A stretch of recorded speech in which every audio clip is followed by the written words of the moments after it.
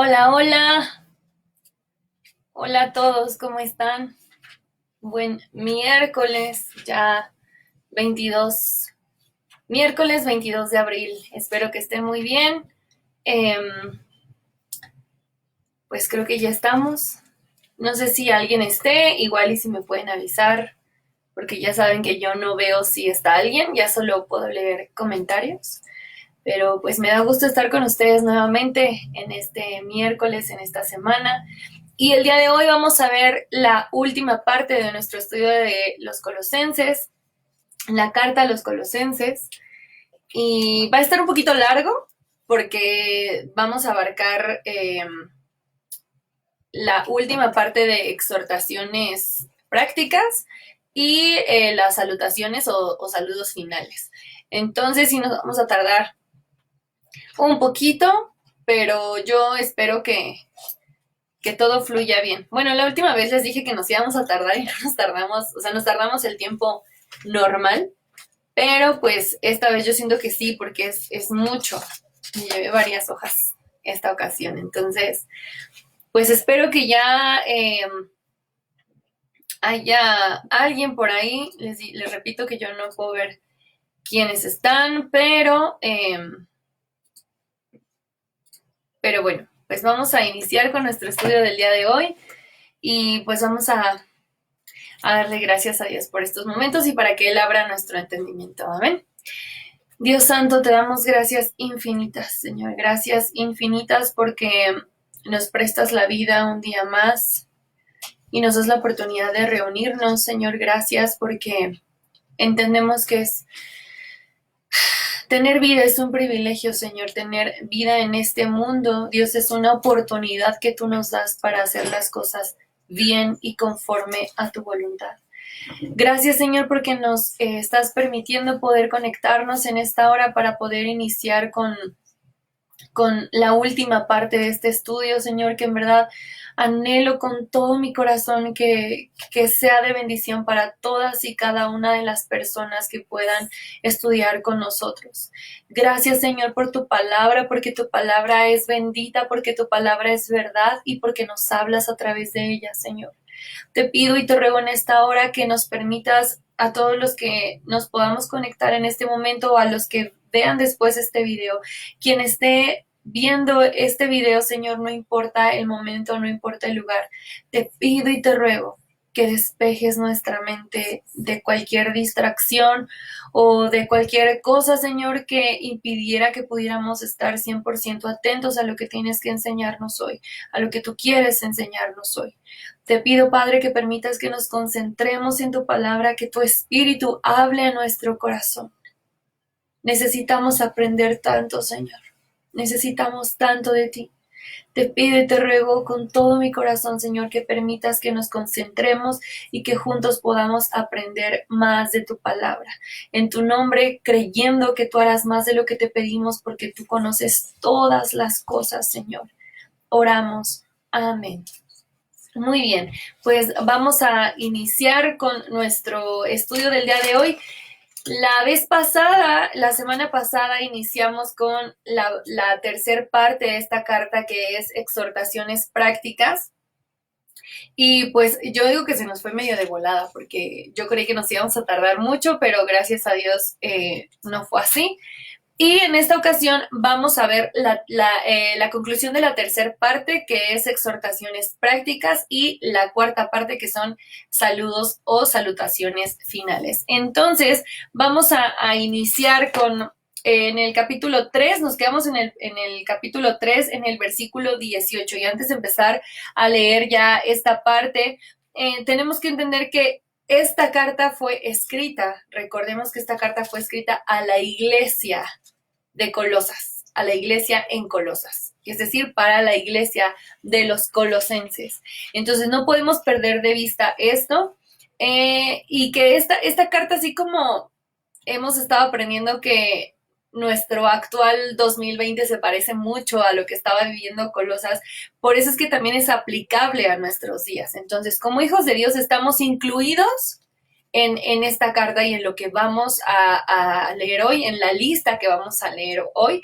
Entonces, vamos a iniciar con el versículo 18 porque todo el subtítulo de este tema dice deberes sociales de la nueva vida. En la semana pasada hablábamos acerca de que ya tenemos una vida nueva. Existe una antigua y ahora en Cristo Jesús tenemos una vida nueva y tenemos que vestirnos de esta nueva naturaleza con este outfit que veíamos la semana pasada.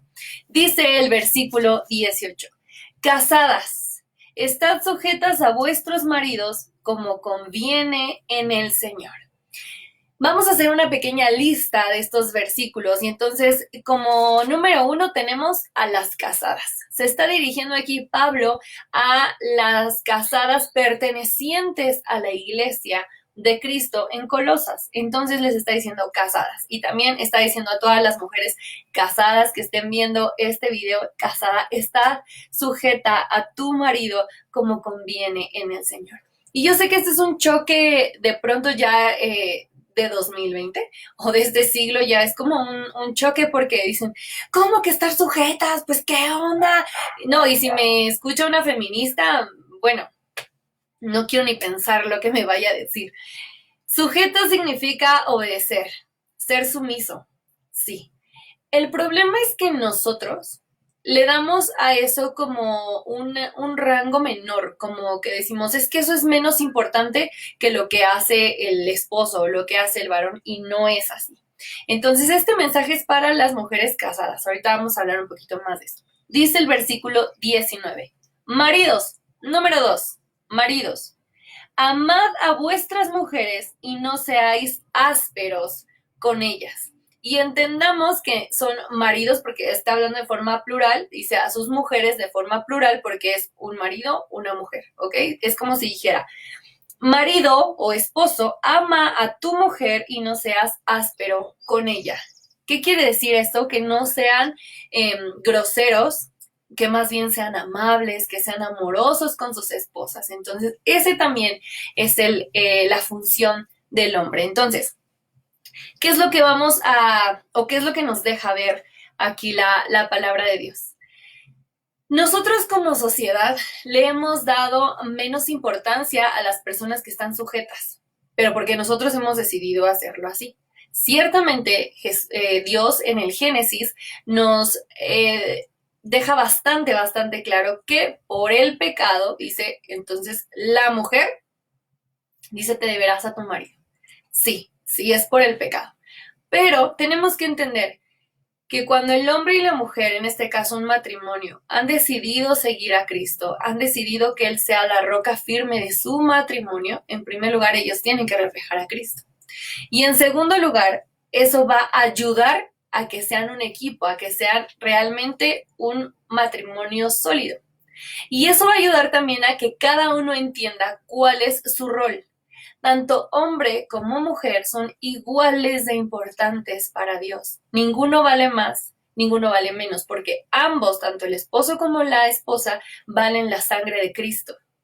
Entonces, ninguno es más importante que el otro, pero son roles completamente distintos. La esposa tiene un rol, el esposo tiene otro rol.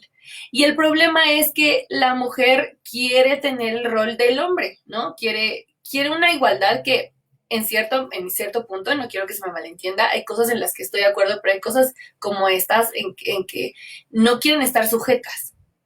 Y ese es nuestro rol. Y no hemos entendido que es una bendición poder estar sujetas, bueno, en este caso las que ya están casadas, estar sujetas a sus maridos.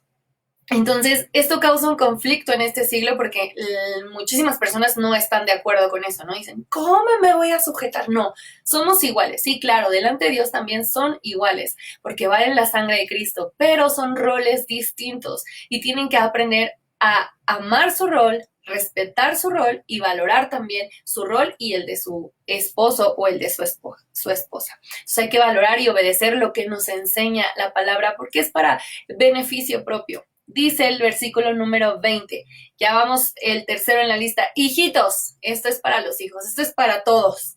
Hijos, obedeced a vuestros padres en todo, porque esto agrada al Señor. Esto sí es para todos, porque todos tenemos papás, todos. Hay evidentemente que a lo mejor quien no conoce a su papá o quien no conoce a su mamá biológica o a lo mejor nunca los conoció, pero todos, absolutamente todos, tenemos padres porque fuimos procreados de esa manera, si no sería imposible que estuviéramos aquí.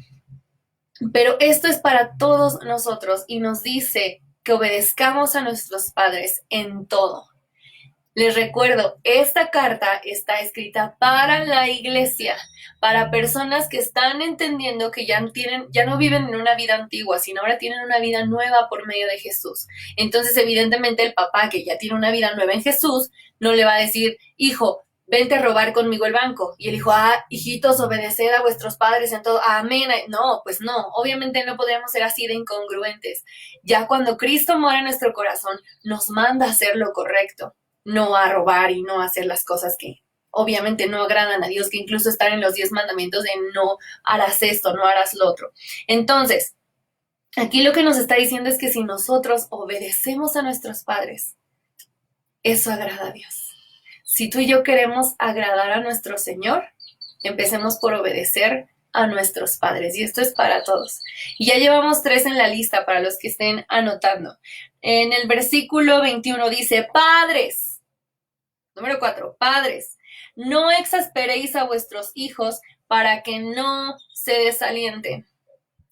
Esto es bien importante porque a mí se me ha tocado ver que de pronto los hijos ya son mayores de edad o los hijos ya tienen como ciertas cosas que hacer, que realizar, ciertas a lo mejor responsabilidades dentro de su hogar. Y los papás lo quieren seguir tratando o la quieren seguir tratando como si fuera un bebé, como si fuera alguien chiquito que dependiera de ellos. Y no, tienen que dejar también que tome sus propias decisiones. Y algo que también en la actualidad se está viendo mucho es que dicen, al niño no lo corrijas, al niño no le pegues, al niño no lo castigues, al niño no. ¿Y qué está pasando? Que entonces los hijos están saliendo de control.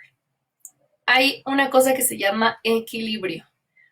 Me ha pasado también, he conocido personas que me dicen, es que cuando yo era niño, mi papá o mi mamá siempre me dijo, es que tú eres un tonto, es que tú eres un tonto, no eres capaz de esto. Entonces se quedan con ese chip de que son tontos. Y por estar ahí sobre el hijo, en lugar de alentarlos, los desalientan. Y justo es lo que nos dice este versículo, dice, para que no se desalienten, no los exasperes, para que no se desalienten. Y como padre, su función también es alentar a sus hijos. Y con alentar no me refiero a que, mi hijo, eres un campeón, tú eres bien capaz, tú sí puedes, porque tenemos que llegar al equilibrio. No engañarlos en que eres autosuficiente o eres insuficiente. No caer en ninguno de los dos extremos, porque nosotros podemos a través de Jesús ser suficientes, es decir, porque en Jesús está la suficiencia. Con esta nueva vida, entonces ya no somos ni autosuficientes ni insuficientes, porque no podríamos ser autosuficientes, eso jamás podría suceder. Podremos creer que lo somos, o la gente podrá creer que lo somos, pero no es así. Nuestra suficiencia solamente puede lograrse a través de Jesús, porque Él es quien es suficiente. Entonces, como papás, esto es muy importante que lo entiendan, muy importante que lo entiendan. No engañes a tu hijo, no le exasperes diciéndole tonto, tonto, tonto, pero tampoco listo, capaz, no. Entender que siempre necesitamos de Dios. Papás, esto es muy importante, que logren el equilibrio. Versículo 22, y vamos por el siguiente número en la lista, número 5. Siervos, obedeced en todo a vuestros amos terrenales, no sirviendo al ojo como los que quieren agradar a los hombres, sino con corazón sincero, temiendo a Dios. Si parafraseáramos este texto, diría más o menos así. Empleados, obedece en todo a tu jefe terrenal, no sirviendo al ojo como los que quieren quedar bien con los hombres, sino con corazón sincero y temiendo a Dios. O como con los que son bien barberos con el jefe, no, sino temiendo a Dios. Y esto es bien interesante porque muchas personas entre la sociedad o la mayoría son empleados o somos empleados. En algún momento, aunque tú seas jefe, tienes un cliente. Entonces te toca ser empleado en algún momento. ¿Y qué te está diciendo ahí? Obedece en todo. Y esto no significa que vas a abandonar tus valores morales, por supuesto que no, porque iríamos también en contra de la palabra y tenemos que entender todo lo que nos dice la Escritura. Lo que tenemos que entender es que siempre tenemos que buscar agradar a Dios, hacer su voluntad. Yo sé que a veces hay jefes, y créanme que lo sé, que hay jefes que no te tratan del todo bien o que parecen muy, no sé, de pronto sus decisiones son muy arbitrarias, la manera en la que te mandan, la manera en la que te dicen, pero ¿qué nos corresponde a nosotros como hijos de Dios? Dar buen testimonio, dar ejemplo de que Cristo mora en nuestros corazones. Es una tarea muy difícil, pero con la ayuda de Dios sí podemos lograrlo. Entonces tenemos que entender que no vamos a hacer a un lado nuestros valores morales, sino al contrario, tener ese testimonio de que Jesús muere en nuestros corazones.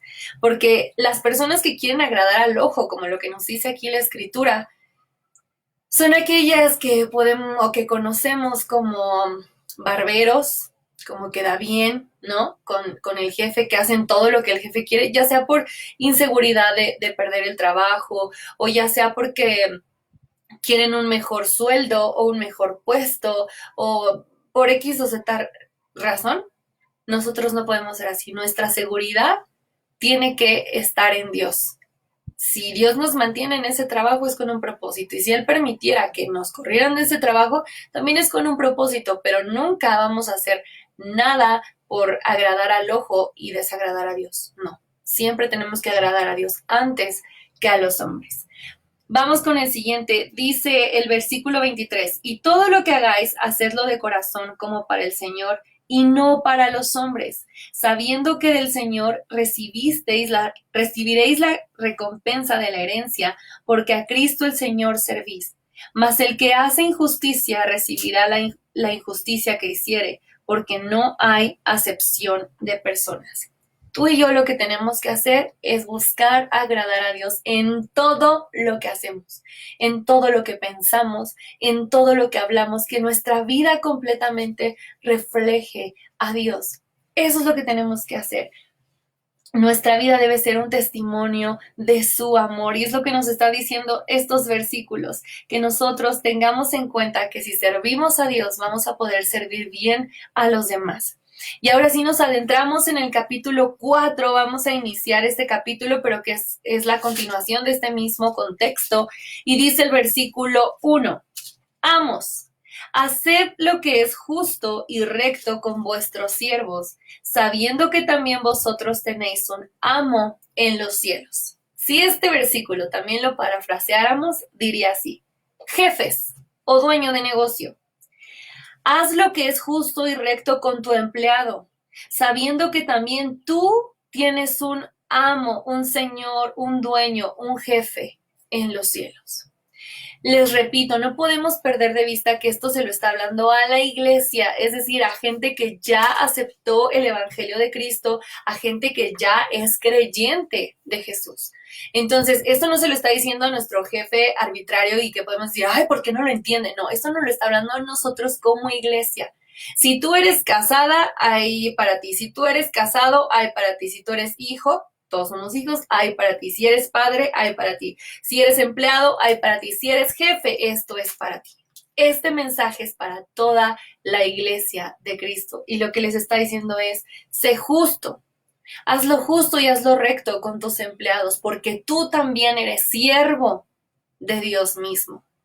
Entonces, esto es un llamado para que todos como sociedad, porque aunque estamos en este mundo, no somos de este mundo, pero formamos parte de esta sociedad, brillemos en las tinieblas. Seamos como Cristo, reflejemos a Cristo y su carácter. Entonces, los jefes tienen una gran responsabilidad, pero también es un privilegio poder dirigir a otros, pero siendo justos y siendo rectos con ellos. Y dice el versículo 2, perseverad en la oración, velando en ella con acción de gracias.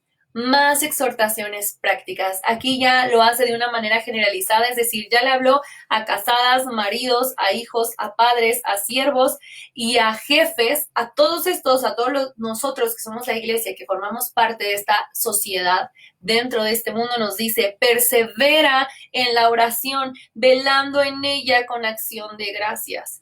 Perseverar significa ser constantes, no intermitentes, sino ser constantes en la oración.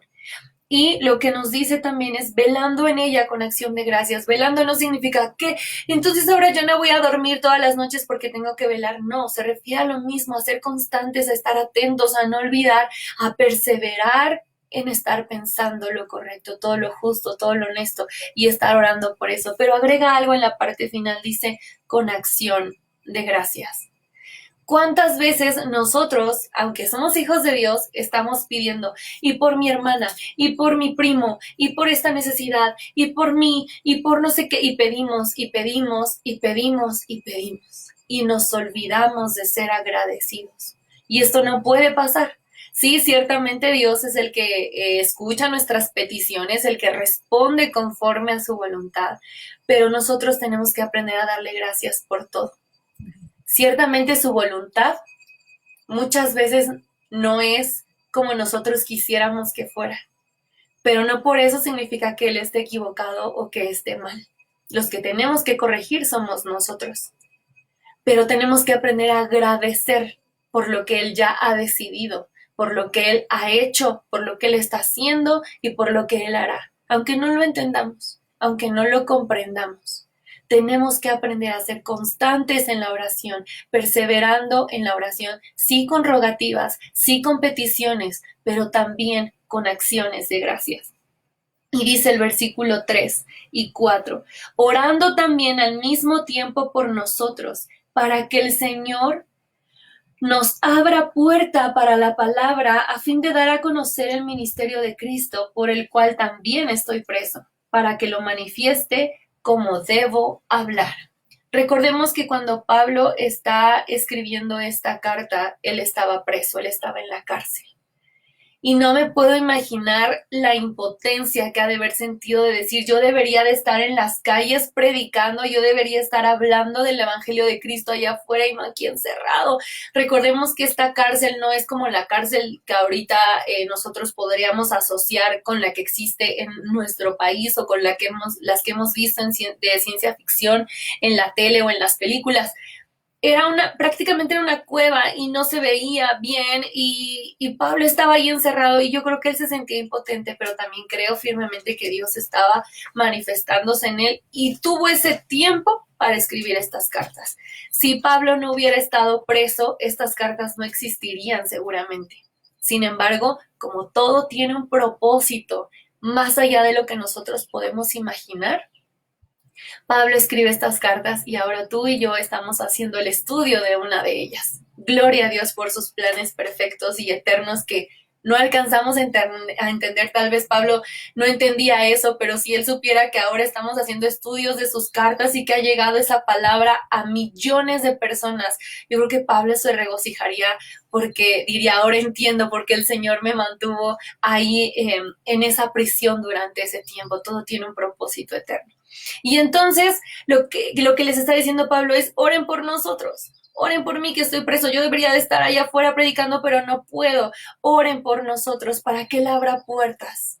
Y sí, si nosotros nos adentramos más en la historia, nos damos cuenta que Pablo sale de esta prisión, pero quisiera profundizar un poquito en esto, en que ahora tú y yo no tenemos que orar por Pablo porque Pablo ya está en un excelentísimo lugar. Él ya no sufre prisiones, él está en completa libertad con nuestro Dios y en su presencia. Pero sí tenemos que orar nosotros por nuestras autoridades, como nuestros pastores, nuestros líderes, los maestros, los evangelistas, los misioneros. ¿Cuántos de nuestros hermanos, dejándolo todo, se han ido para predicar el evangelio en otros países o a lo mejor en su propio país, pero en zonas difíciles? Y en verdad, hermanos, ustedes y yo tenemos que aprender a orar por ellos. Tenemos que orar por nuestros pastores para que Dios les dé sabiduría, para que Él abra puertas para seguir predicando. Así como Pablo en su tiempo, ahora nosotros en nuestro tiempo, que Dios abra puertas para seguir predicando su palabra. Nosotros tenemos que orar no solo por nuestras necesidades. A veces estamos tan clavados en que es que yo necesito, es que mi amigo, es que mi tío, es que mi papá, y estamos clavados en nuestras necesidades, en nuestras peticiones y de las personas que conocemos, y a veces nos olvidamos de quienes no conocemos. Hay hermanos que, a pesar de ahorita lo que se está viviendo con esta pandemia, siguen predicando, ellos siguen saliendo porque están conscientes que su vida puede ir de por medio y no les importa, porque han entendido que su vida aquí es de paso. Ellos ya tienen la vida eterna. Y sin embargo, nosotros tenemos que estar orando por ellos, que Dios les envíe el alimento, que Dios provea, que Dios los guarde. Si en su voluntad está de que no se contagien, pues que así sea. Y sobre todo orar por las personas también que son nuestra autoridad dentro de la iglesia. Es importante que nosotros, así como los colosenses eran una iglesia local, nosotros también pertenezcamos a una iglesia local.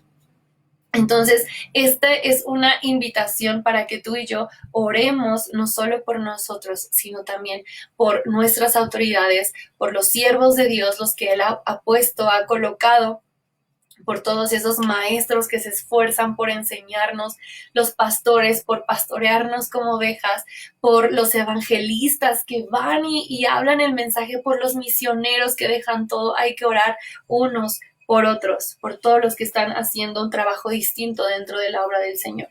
Y dice el versículo 5, andad sabiamente para con los de afuera, redimiendo el tiempo. Este mensaje es para todos nosotros, ¿eh? Nos está diciendo, anda sabiamente para con los de afuera. Los de afuera son aquellos que no son hijos de Dios, aquellos que no pertenecen a la iglesia de Cristo, aquellos que no han aceptado el evangelio de Dios en sus vidas. Son todas esas personas. Y lo que nos está diciendo es, anda sabiamente con los de afuera. Sé sabio.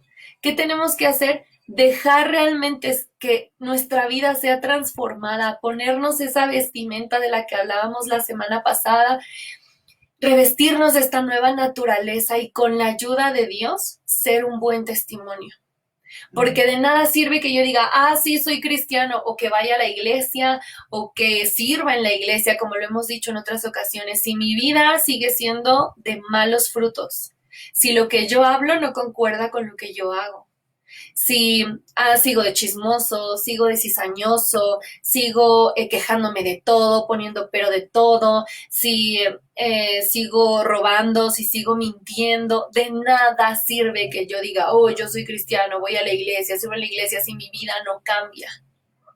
Tú y yo tenemos que dar frutos dignos de arrepentimiento, y eso se va a reflejar con los de afuera.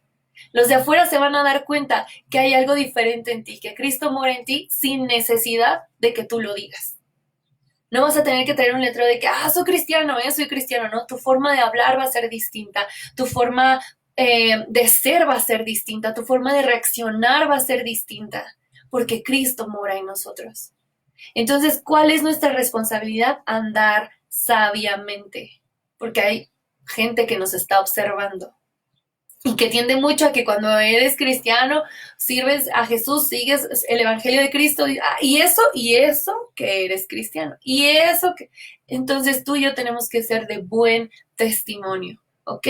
No me refiero a ser hipócritas, a que enfrente de ellos no hables con groserías, ya atrás de ellos, no. Tenemos que ser transformados completamente, que en nuestro exterior se refleje lo que hay verdaderamente en nuestro interior, y que ese sea el amor de Jesús en nuestras vidas.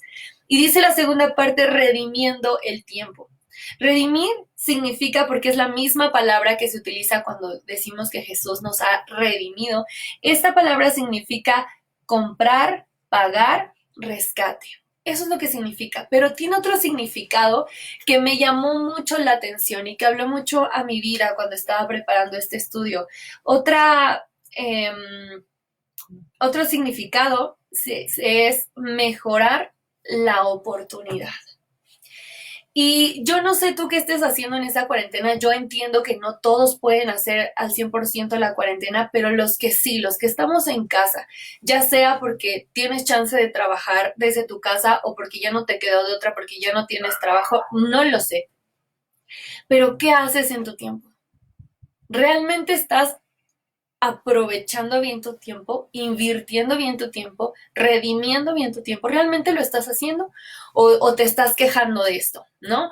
Eh, no sé, supongo, si eres mamá o eres papá, a lo mejor tienes que salir a trabajar todos los días por tus hijos y no tienes la oportunidad de estar con ellos para hacer sus tareas, para ver qué aprenden. A lo mejor eso era lo que sucedía y decías, ay, ¿por qué no tengo más tiempo de estar con ellos? Y ahora que estás en tu casa, que están encerrados, ya no los aguantas y dices, no, yo ya no quiero estar con ellos, ya que se vayan a hacer otra cosa, ya que termine la cuarentena.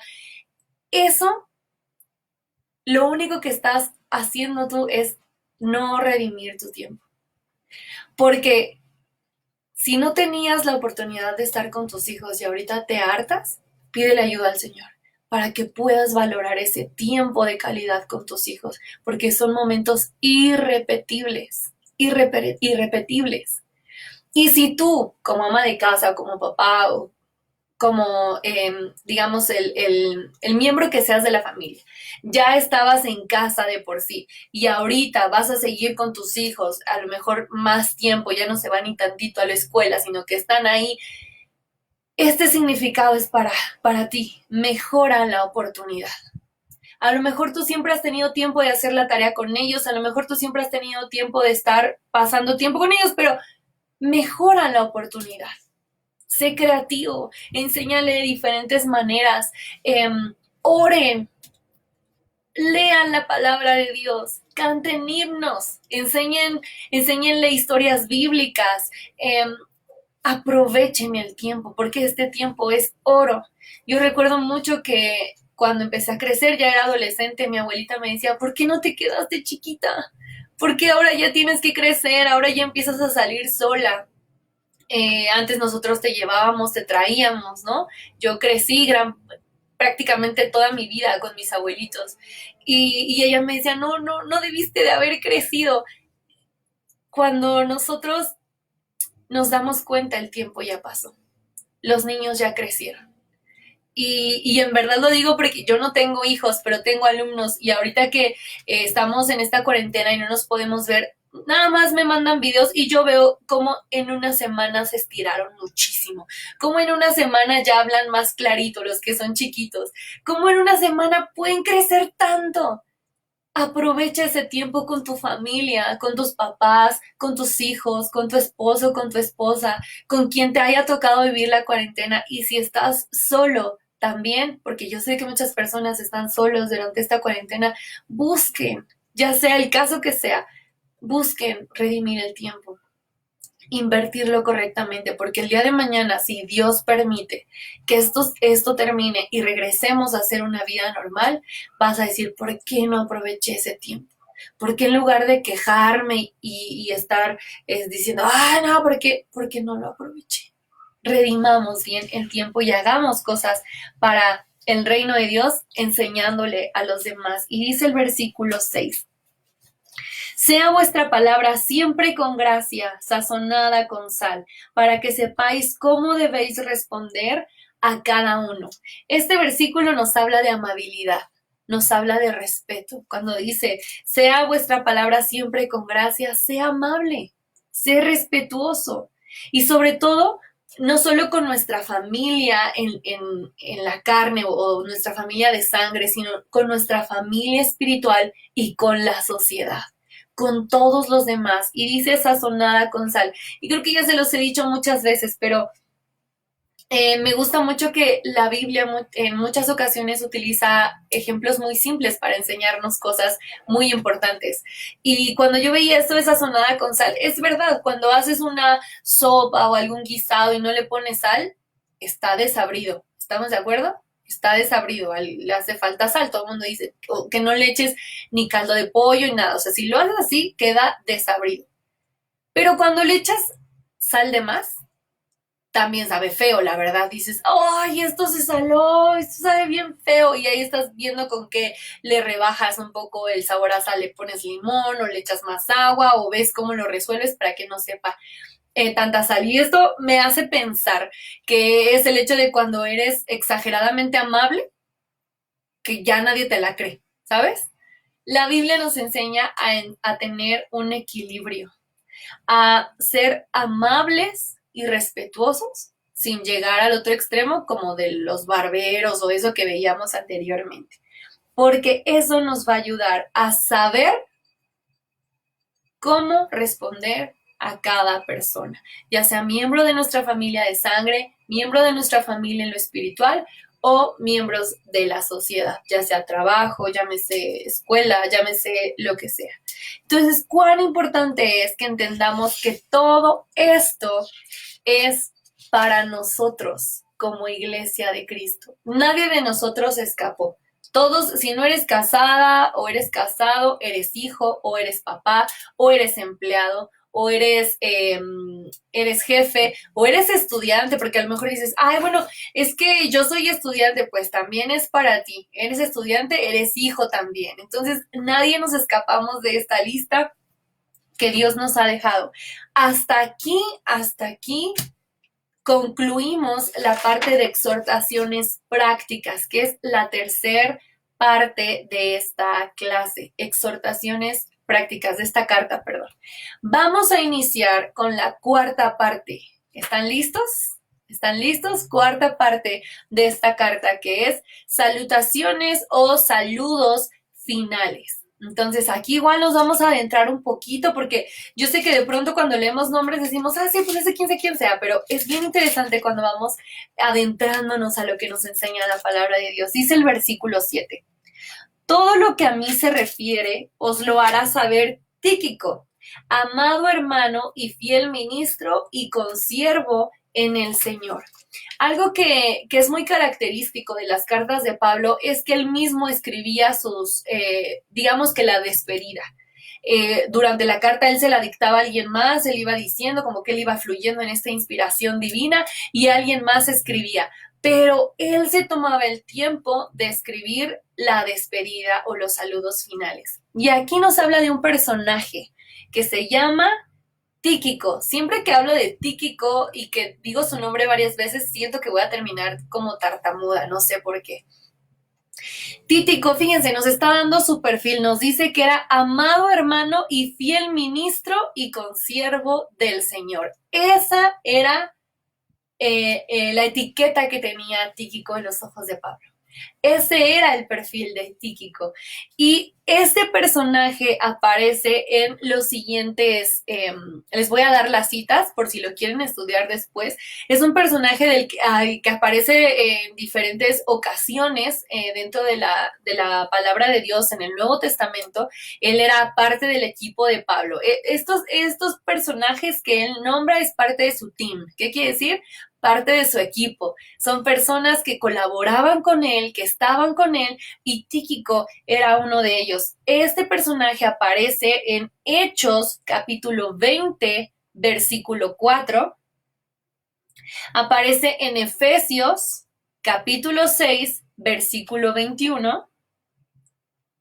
Aparece en Segunda de Timoteo 4:12 y en Tito 3:12. Y yo los invito a que lean todo este contexto. Tíquico, las veces que aparece, a mí me impresiona porque las veces que aparece es nada más como mensajero. Tíquico fue y dijo, y fue y le entregó y vino, pero nunca vemos que Tíquico oró por tal persona y fue sana, oró por los alimentos y se multiplicaron. No nos dice nada de eso, pero tenía una labor sumamente importante, llevar la palabra.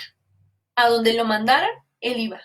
Y no nada más era de que te entrego la carta y ya, no. Tíquico hablaba. ¿Y sabes cuál era una de las responsabilidades de este equipo, de estos mensajeros de Pablo?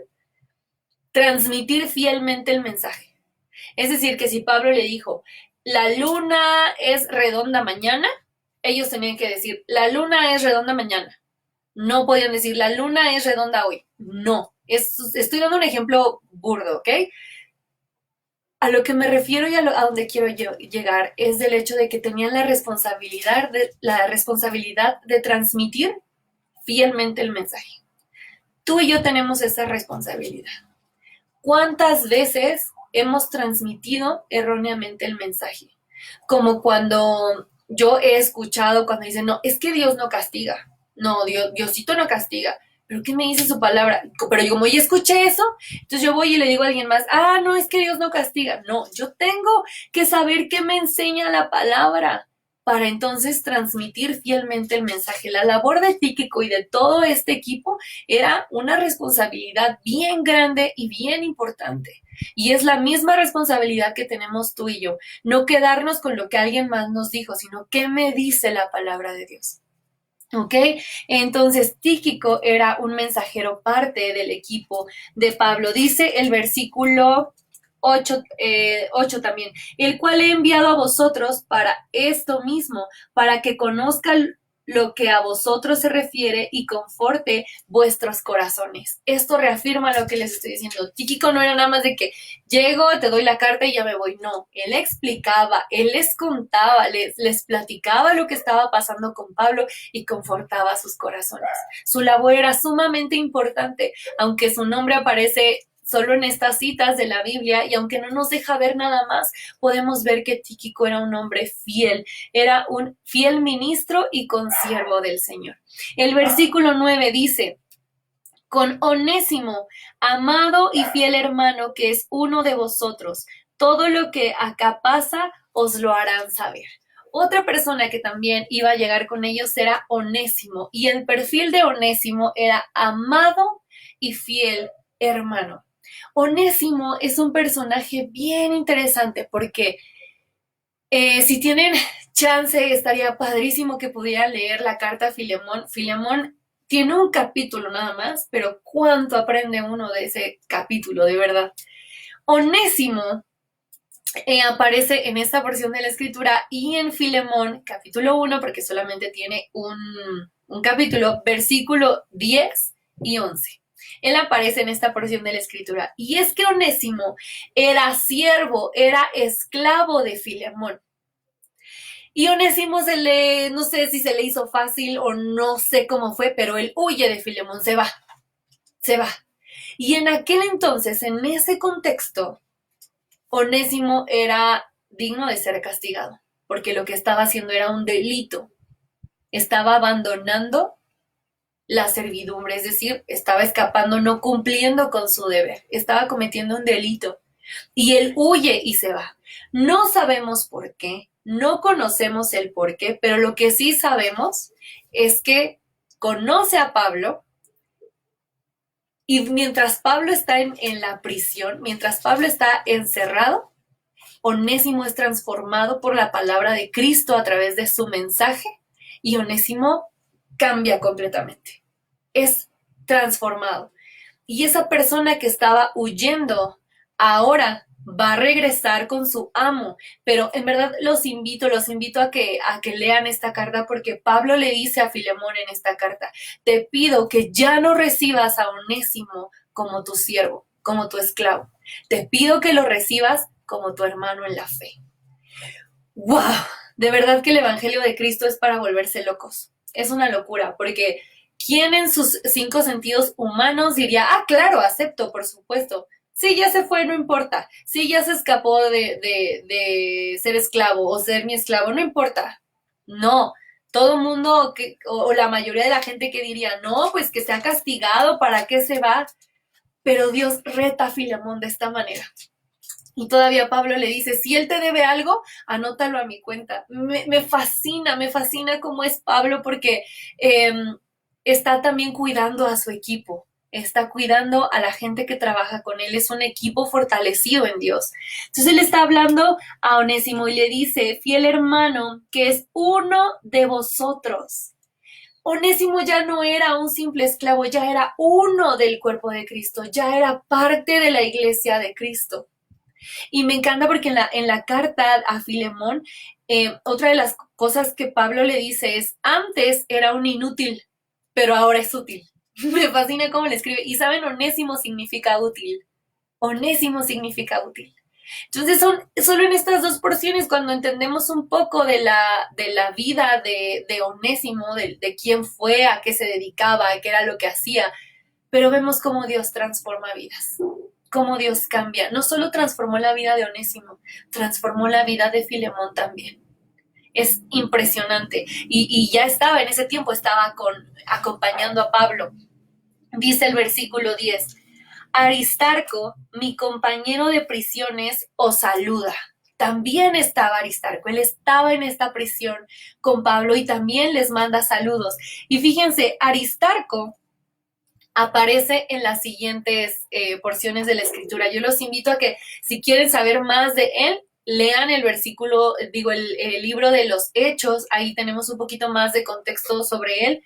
Aristarco aparece en Hechos, capítulo 19, versículo 29. Todas estas citas son de Hechos, ¿eh? Hechos 19, 29, Hechos 24 y Hechos 27, 2. Pero también aparece como mensajero en la carta a Filemón, capítulo 1, que solo tiene un capítulo, versículo 24. ¡Hey! Dios los bendiga, Mónica García y Elvia Bobadilla. Dios los bendiga, qué bueno que están conectados con nosotros. Entonces tenemos aquí que Aristarco aparece en todas estas porciones. Yo de verdad te invito a que leas estas porciones del libro de los Hechos. Es súper importante ver lo que Aristarco desempeñaba. Pero lo que nos queda claro es que era un compañero de prisiones de Pablo. Era un fiel siervo de Dios también y estaba ahí como parte de su equipo. Y la segunda parte de este versículo dice, y Marcos, el sobrino de Bernabé, acerca del cual habéis recibido mandamientos, si fuera a vosotros recibirle. Hermano Martín Durazo, Dios me lo bendiga mucho también. Dice, les voy a hacer una confesión. Este personaje de Marcos, yo ya había estudiado sobre él desde hace tiempo, porque Marcos era su sobrenombre, era como su apodo. Su nombre real era Juan. Así se llamaba, y la Biblia nos da referencia. El joven llamado Juan, por sobrenombre Marcos, en 2 de las escrituras, ahorita les doy las citas, aparece de esa manera. ¿Y por qué investigué sobre él? Pues porque mi hermano se llama Juan Marcos. Entonces yo dije, tengo que investigar sobre esto, porque mis papás le pusieron ese nombre, ¿qué está pasando? Y algo que me llama mucho la atención de Juan Marcos y que yo creo que como creyentes nos podemos comparar con él y aprender de él porque tenemos nuestras altas y nuestras bajas. Es que Marcos, él fue el que escribió el Evangelio según San Marcos. Él fue quien lo escribió. Marcos era sobrino de Bernabé. Bernabé era parte de este equipo sólido que tenía Pablo. Bernabé y Pablo tienen un problema a causa de Marcos y se separan. Si nosotros leemos toda la escritura, yo de verdad los invito a que lean el libro de Hechos, vamos a aprender muchísimas cosas también de esta porción. Marcos nos deja ver que era un joven ferviente en el Señor y que estaba compartiendo el Evangelio. Historiadores dicen que creen que él se desanimó al ver que eso requería esfuerzo, requería mucho tiempo. Era complicado seguir a Jesús, no era tan fácil como podríamos decir, entre comillas, que es ahora, porque en muchos países siguen siendo perseguidos por eso. A Marcos le tocó una época muy difícil de predicar el Evangelio y de avanzar en crecer en fe. Le tocó una parte difícil. Y hay porciones de la escritura, de hecho, donde Pablo dice, no quiero trabajar con él, no quiero que esté aquí. No, o sea, Pablo mismo dice, no, se enoja con él. Pero Juan Marcos es un claro ejemplo de las segundas oportunidades. Marcos desaparece del mapa durante un tiempo, pero regresa. Regresa y empieza a trabajar otra vez, ya no solo con Pablo, sino también con el apóstol Pedro. Y podemos ver una madurez en Juan Marcos. Podemos ver que él se arrepintió de eso, de haberse alejado a lo mejor por miedo, por desánimo, no sabemos porque eso no nos lo aclara la escritura. Oh, por Dios, dice que tenemos problemas para producir este video, no sé qué está pasando. ¿Me pueden decir si me escuchan o me ven? ¿Alguien por ahí? Que me diga si me escucha o me ve. ¿Alguien me podría escribir? Ok, voy a revisar porque lo que me dice aquí es que no tengo imagen en la cámara, entonces quiero saber qué está pasando. Vale. Aguántenme, aguántenme. Estoy revisando, ¿eh?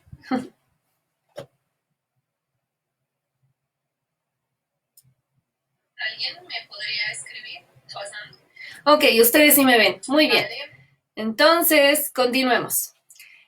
Marcos es este claro ejemplo de cuando nosotros nos alejamos de Dios, pero Él nos da una nueva oportunidad.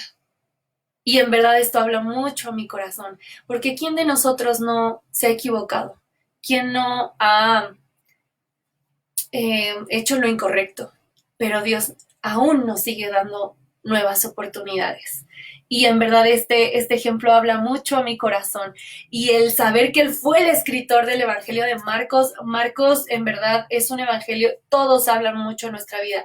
Y justo dicen que hay una porción de este evangelio en donde dicen que narra una historia que no narra ninguno de los otros evangelios y habla de un niño y se cree que ese niño era Marcos, pero pues la Biblia no nos deja ver eso, entonces eso dicen los historiadores. Les voy a dictar las citas en donde pueden encontrar más de la historia de Juan Marcos, este joven hijo de María, cosa que también me da como a lo mejor me hace sentir más personal porque mi mamá se llama María también, entonces yo siento que a este Marcos ya lo conozco. Está en Hechos 12:12, Hechos 12:25, Hechos 15:37, Hechos 15:39. También van a escuchar más de él en Gálatas 6:7 o leer más de él, Gálatas 6:17, perdón. Segunda de Timoteo 4:11, Filemón 1:24 y Primera de Pedro 5:13. Listos, ahora sí vamos a continuar con el siguiente versículo. Muchas gracias, gracias por decirme que se ve bien. Yo aquí ya no me veo, pero no importa. Mientras ustedes vean y escuchen bien, eso es lo importante. Ok, continuamos. Versículo 11 dice, y Jesús llamado justo, que son los únicos de la circuncisión que me ayudan en el reino de Dios y han sido para mí un consuelo. Pablo está haciendo esta lista de personas que son de bendición para él, que lo han ayudado, que lo han apoyado. Y entre estas personas habla de Jesús, llamado el justo. Y aquí sí me quiero detener un poquito porque muchas personas piensan o existía esta duda en que a qué Jesús se refiere, ¿no? Porque decimos, pues es que Jesús es Jesús, el Hijo de Dios, y tenemos que entender algo. Jesús viene de Josué. Entonces, esto en verdad es importante que lo sepamos, porque nuestro Señor Jesús es Señor Jesucristo, por eso es que también se compone de esto, Jesucristo. Pero el nombre Jesús, el nombre Josué, era un nombre común dentro del pueblo judío, incluso del pueblo romano. Se dice que Jesús viene de origen romano, pero bueno, nosotros sabemos que Jesús, nuestro Señor Jesucristo, es muy que aparte de este Jesús. Los que dicen que cuando Pablo habla de que Jesús llamado el justo, dicen, no, es que era el Señor Jesucristo porque pues es el justo, ¿no? Entonces, eso es lo que ellos dicen. Vamos a ver, o algunos historiadores, algunas personas eso piensan. Pero lo que quiero explicarles es, Josué en hebreo se escribe Yehoshua y significa Jehová es mi salvación. Y Josué es el equivalente en griego es Jesús, el equivalente, perdón, de Josué en griego es Jesús, ¿ok? Eso lo tenemos que tener claro. El equivalente de Josué en griego, es Jesús. Entonces, existe esta disyuntiva, pero este Jesús del que está hablando Pablo es otra persona y no es nuestro Señor Jesucristo. ¿Por qué? Cuando habla del justo, incluso por eso llama la atención, porque está con mayúsculas, que dicen, no, es que es justo, porque pues, es súper justo, solo Dios es justo. Aquí está utilizando justo como sobrenombre. Así como a Juan se le ponía de sobrenombre Marcos, a este Jesús se le ponía de sobrenombre justo. Y tenemos otro ejemplo de esto en Hebreos, vienen en 2 ocasiones en Hebreos, pero una de ellas es Hebreos capítulo 1, versículo 23, en donde habla también de otra persona, y lo quiero leer rápidamente solamente para no hacer los bolas. Hechos capítulo 1, versículo 23. No sé si dije Hebreos o Hechos. Hebreos. Ay, discúlpenme. Es Hechos 1, versículo 23 y dice, y señalaron a 2, a José llamado Barsabás, que tenía por sobrenombre Justo, y a Matías. Entonces, esta persona de la que está hablando es un acompañante más de Pablo, no era el Señor Jesucristo. Otra de las razones por las que creo firmemente que era otra persona y no el Señor Jesucristo es porque Pablo siempre que se refería a Jesús, al Hijo de Dios, le daba esa importancia, es el Hijo de Dios, nuestro Señor Jesucristo. Y lo vemos en versículos anteriores, capítulos anteriores, donde dice, Cristo es la plenitud, en Él habita la plenitud de la deidad. Él es la imagen del Dios invisible, Él, y exalta quién es Jesús. Pero aquí nos está hablando de otra persona que tenía por sobrenombre el justo. Incluso hay historiadores que piensan que le pusieron como apodo el justo después de su conversión para evitar ese tipo de confusiones, ¿no? Entonces, no sabemos más de este personaje, esto es lo que nos revela en esta carta, pero sí es importante que entendamos que este Jesús llamado el justo era un compañero de Pablo. No se está refiriendo al Señor Jesucristo, aunque sabemos que Dios siempre estaba con Pablo. Él siempre lo acompañaba, pero esta persona es uno de los compañeros de Pablo. Y después dice el versículo 12, os saluda Epafras, el cual es uno de vosotros, siervo de Cristo, siempre rogando encarecidamente por vosotros en sus oraciones, para que estéis firmes, perfectos y completos en todo lo que Dios quiere. Epafras, si ustedes recuerdan, lo veíamos al principio de esta carta. Epafras era de origen, era de esta ciudad de Colosas. Y él es quien está con Pablo, quien va a recibir también esta carta, va a llevar el mensaje, pero quien le hace saber a Pablo también esto. Se cree que Epafras fue el que inició esta iglesia en Colosas. Y Epafras, su perfil es siervo de Cristo. Epafras era un siervo de Cristo y por eso también formaba parte de este team, de este equipo de Pablo. Y también lo podemos leer en Filemón, capítulo 1, versículo 23. Él pertenecía a Colosas, por eso Pablo le dice que es uno de vosotros, o sea, es uno de ustedes, porque no nada más es de que éramos del mismo cuerpo de Cristo, sino que pertenecía a esa misma ciudad. Y la última parte de este texto dice que están orando por todos ellos para que estén firmes, estén perfectos y completos en todo lo que Dios quiere. ¿Sabes, hermano? Tú y yo tenemos que estar firmes, perfectos y completos en todo lo que Dios quiere. Eso es lo que tenemos que hacer nosotros como sus hijos. Versículo 13 dice así. Porque de él doy testimonio de que tiene gran solicitud por vosotros y por los que están en la Odisea y los que están en Hierápolis. Continúa hablando de Epafras y está dando este perfil. Dice, yo doy testimonio de que Epafras tiene gran solicitud por ustedes, y no solo por ustedes, sino también por la iglesia que está en la Odisea y los que están en Hierápolis.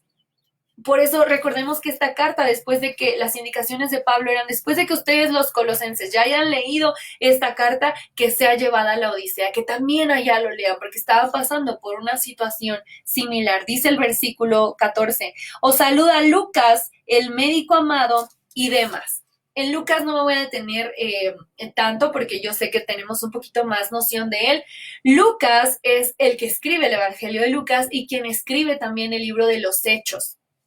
Entonces, Lucas era, su perfil aquí es chiquito, dice el médico amado. Podemos entender que él era un médico, pero que también había recibido el Evangelio de Cristo y tal vez hasta dejó de ser un doctor como profesión a lo que se dedicaba al 100% por ahora dedicarse al Evangelio y también seguir sirviendo como médico. No lo sabemos, pero lo que sí sabemos es que Lucas es una de las personas que escribe las cosas más maravillosas y que nos lo hace ver desde este punto médico también. El Evangelio de Lucas es delicioso a leerlo, en verdad es hermoso. Y el libro de los Hechos. Pero también nos habla de otro personaje y en este sí quiero profundizar un poquito. Nos habla de Demas. ¿Quién era Demas? Ay, aquí solamente dice médico amado y Demas. Ahí se queda. Ahí se queda. Yo no sé si Pablo ya estaba sospechando algo. Yo no sé. No lo sé. Pero de Demas leemos en Filemón 1:24, que también es uno como que va de mensajero, está ahí. Pero en Segunda de Timoteo, capítulo 4, versículo 10, Pablo hace una declaración de Demas impresionante. Dice que Demas amó más a este mundo y desamparó a Pablo. Pero de este sí no nos dice que regrese. De este sí no nos dice que hubo otra oportunidad después, como fue en el caso de Marcos. De Demas ya no sabemos nada más. Y lo que sí sabemos es que Demas dejó todo lo que había escuchado de Cristo, seguramente todos los milagros del que fue testigo, el que pudo presenciar y ver, no le importó, lo tuvo por poco y amó más lo que había en este mundo y dejó a Pablo. Y no entendamos como de que, ay, dejó a Pablo solo, pobrecito, no, dejó este equipo que se había formado. Menospreció a Dios por amar las cosas de este mundo. No sabemos qué hizo, no sabemos o más detalles. Lo que sí sabemos es que él menospreció a Dios en su corazón y se fue tras este mundo. Es una línea bien delgada, a veces no nos damos cuenta, pero tú y yo no debemos cometer el mismo error de demás, sino seguir adelante. Si ya la regamos, seamos como Marcos, arrepintámonos y volvamos al Señor. Aprovechemos esta oportunidad que Él nos está dando. Dice el versículo 14, el versículo 15, saludad a los hermanos que están en la Odisea y a Ninfas y a la iglesia que está en su casa. Cuando esta carta haya sido leída entre vosotros, haced que también se lea en la iglesia de los laodicenses y que la Odisea la leáis también vosotros. Entonces, aquí hablamos de lo que decíamos anteriormente. Después de que esta carta se leyera en la iglesia de Colosas, iba a ser llevada a la Odisea para que también la leyeran. Y el versículo 17 dice, decid a Arquipo, mira que cumplas el ministerio que recibiste en el Señor. Arquipo debía cumplir el ministerio que le fue dado por el mismísimo Dios. Y él también aparece en la carta a Filemón y en el versículo 2 es donde podemos ver su nombre también y podemos entender que era parte de este equipo, pero también a él se le había asignado una tarea sumamente importante y era que tenía que cumplir el ministerio que le fue dado por el mismo Dios. Versículo 18. La salutación de mi propia mano, de Pablo. Acordaos de mis prisiones. La gracia sea con vosotros. Amén. Aquí nos queda claro que Pablo fue quien escribió esta despedida, estas salutaciones, estos saludos finales de su propia mano y les desea con todo su corazón que la gracia de Dios siempre esté con ellos. Y eso es algo hermoso, mis hermanos, porque cuando oramos unos por otros, aún sin conocernos, Pablo no conocía esta iglesia, pero oraba por ellos y les deseaba que la paz de Cristo estuviera con ellos, que encontraran la plenitud en Dios y que la gracia de Dios estuviera sobre ellos. Cuán importante es que tú y yo deseemos eso aún a nuestros hermanos que no conocemos. Y para finalizar, me gustaría hacer una pequeña conclusión de lo que vimos en este estudio de algunas semanas, de algunos días. Si quieres tomar nota o como tú prefieras, número 1, solo en Dios tenemos plenitud a través de Cristo. A través de Él podemos tener nueva vida. Solo es a través de Cristo. Solo es a través de Él. Y sí podemos tener una vida plena. Número 2, el mundo no puede brindarnos una vida gozosa. Puede brindarnos emoción, excitación, alegría, una gama de intensas emociones momentáneas que no satisfacen. El mundo no puede ayudarnos a soportar las pruebas con fe y con paciencia. Ya me está regañando mi mamá porque dice que voy muy rápido, pero ustedes lo pueden repetir después. El mundo no puede ofrecernos lo que Dios nos da. Escuchaba una predicación en la mañana de Itiel Arroyo que decía: el mayor fracaso es alcanzar el éxito en las cosas equivocadas. Por eso hago mucho hincapié en el hecho de que el éxito que el mundo ofrece no es el verdadero éxito, porque nuestro éxito es haber llegado a los pies de Cristo, haber recibido el Evangelio, tener la seguridad y la certeza de que nuestro nombre está escrito en el libro de la vida y que el día que partamos de este mundo, el Señor nos va a recibir allá. Ese es el verdadero éxito. No que nuestro nombre sea conocido aquí por todo el mundo y que seguidores, no, sino que nuestro nombre sea conocido en los cielos. Ese es el verdadero éxito, lo que Cristo pagó y ganó en aquella cruz, dándonos salvación. Si nosotros desviamos nuestra mirada como Demas, amando más las cosas de este mundo, estamos totalmente fracasados, aunque el mundo nos diga exitosos, porque el mundo podría decir: ah, sí, claro, eres exitoso, pero podemos no agradar el corazón de Dios, y eso es algo, es un fracaso total. Entonces, el mundo nos puede ofrecer, sí, emociones, sí, alegría, pero todo es momentáneo, no nos da plenitud. Y cuando se presentan las pruebas, no nos da fe y no nos da paciencia, porque eso solamente nos lo da Dios y su palabra. Número 3, solo Dios puede transformar nuestras adversidades en experiencias de gozo. Y lo veríamos anteriormente. En Cristo Jesús podemos pasar por adversidades, por situaciones bien difíciles, pero nunca perder el gozo, porque eso es algo que solamente Dios nos puede dar. Sí pueden venir momentos difíciles, momentos de tribulación, momentos en los que a lo mejor no entendemos el por qué están pasando las cosas, pero eso no quita el gozo de nuestro corazón.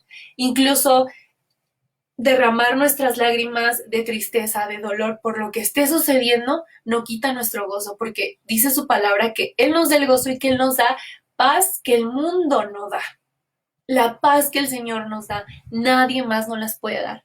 Siguiente, Dios nos otorga a través de esta nueva vida gozo sobrenatural, gozo genuino, duradero, responsable y confiable.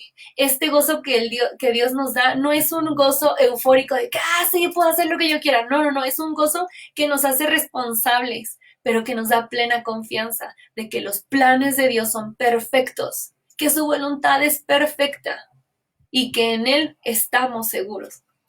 Siguiente, vistámonos con el outfit o la vestimenta correcta y obedezcamos a Dios.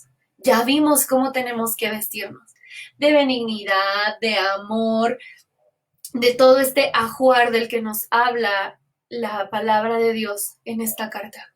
Vistámonos de esta nueva naturaleza, valoremos esta nueva naturaleza y obedezcamos a Dios. Y por último, vayamos contra la corriente de este mundo sabiendo que solo en Dios hallaremos la plenitud. Nos van a decir locos, van a burlarse tal vez de nosotros en publicaciones, tal vez van a tomar, incluso yo he llegado a pensar que igual y agarran algún video mío y lo hacen algún meme o algo así, no sé.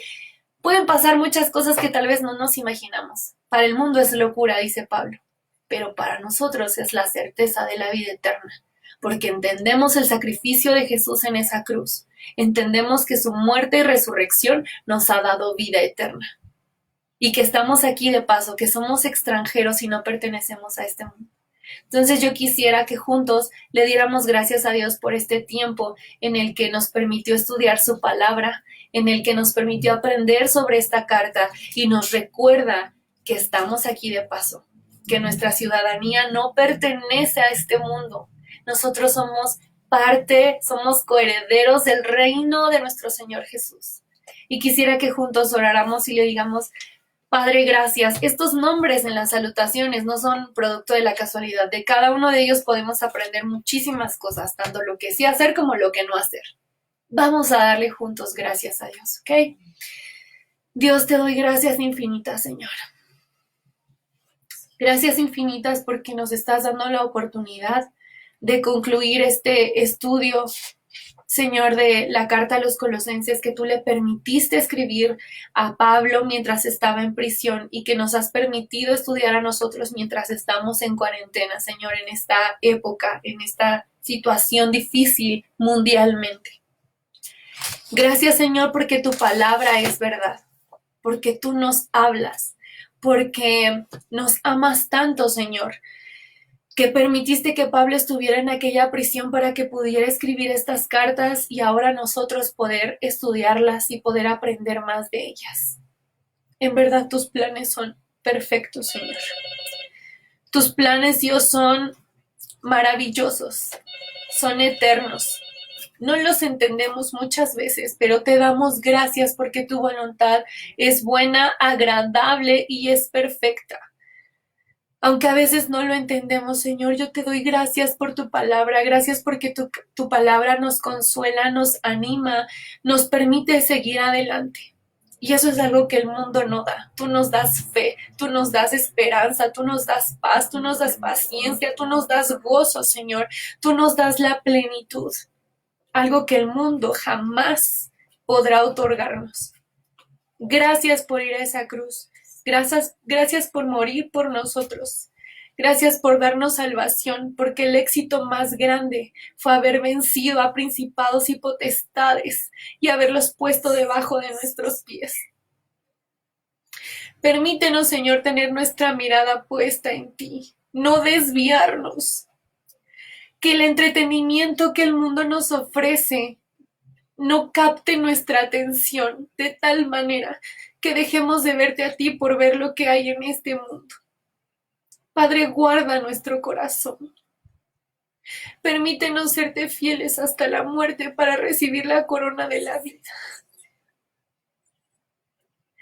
Padre, con todo mi corazón te doy gracias por estos momentos, gracias por este tiempo, gracias por este estudio, porque tú nos hablas a través de tu palabra, Señor. Nunca me voy a cansar de darte gracias. Alabo y bendigo tu nombre porque tú eres digno, porque tú eres maravilloso, Señor. Y tú mereces honra y gloria por los siglos de los siglos, Señor. Tú vives y reinas para siempre. Gracias por este tiempo, gracias por esta oportunidad. Y si a ti te place, Señor, que sigamos haciendo estos estudios, tú pondrás los medios, tú serás quien nos dé sabiduría, tú serás quien nos permita seguir realizándolo, Señor, porque todo, absolutamente todo proviene de ti. Gracias por este tiempo y en verdad, Señor, nuestro corazón se goza con el gozo que solamente tú puedes dar. Gracias por escuchar nuestra oración. En el nombre de Cristo Jesús. Amén. Muy bien, mis hermanos, pues no los alcanzo a... Yo sigo con la cámara descompuesta, no veo nada, o sea, no me veo, no sé si me ven, pero nada más quiero informarles que primeramente Dios, el día viernes voy a publicar una dinámica, una trivia por ahí, en donde voy a hacerles preguntas acerca del estudio de Colosenses que hemos estado viendo en estas últimas semanas. Y pues ahorita no les puedo ofrecer un premio, yo quisiera darles muchas cosas, pero por ahora no puedo hacerlo. Lo que sí les prometo es que van a tener un reconocimiento a nivel redes sociales, en donde el ganador, el primero que conteste todo y que lo conteste correctamente, va a tener ahí un reconocimiento en redes sociales. Entonces, estén muy al pendiente. Primeramente Dios sale el viernes, entonces el primeritito, la primera persona que responda todo y lo responda bien, va a tener este pequeño reconocimiento, pero con todo nuestro corazón. Me comprometo a hacer una imagen bonita que les guste y que puedan ustedes usarla en sus redes sociales. Y hermanos, esto ha sido todo por hoy. Gracias a Dios que nos permitió concluir este estudio de los Colosenses. como les dije, hoy sí nos tardamos un poquito más, pero sin duda alguna disfrutar la palabra de Dios o como dice mi mamá, saborear las escrituras es algo incomparable. Entonces, gracias por su compañía, gracias por conectarse, que Dios me los bendiga mucho a todos los que estuvieron hoy, hermano Martín, hermana Elvia, Mónica, Belén, Mayra y a todos los que estuvieron y que no veo acá sus nombres. De todo corazón, gracias, espero que sea de bendición y pues nada, firmes y adelante. Estudien en cuarentena, Dios me los bendiga. Bye bye. Oh, no, dice que no voy a poder elegir.